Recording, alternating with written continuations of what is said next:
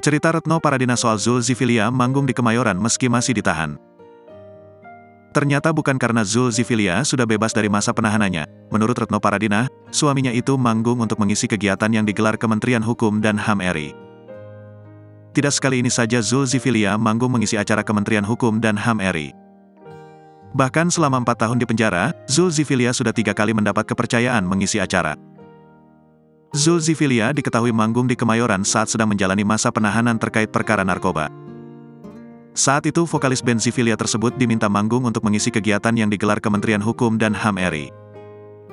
Selama 4 tahun mendekam di penjara, Retno Paradina menyebutkan bahwa suaminya tersebut sudah 3 kali dipercaya mengisi acara Kemenkumham RI di berbagai daerah.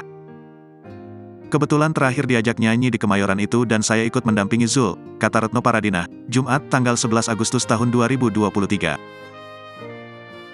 Menurut Retno, Zulkiflia sengaja diajak manggung setelah dihubungi Kemenkumham RI.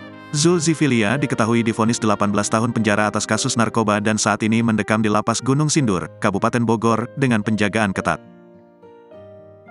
Katanya kalau sering mengikuti kegiatan lapas atau Kemenkumham RI itu bisa dapat banyak remisi, bebasnya lebih cepat, ucap Retno Paradina.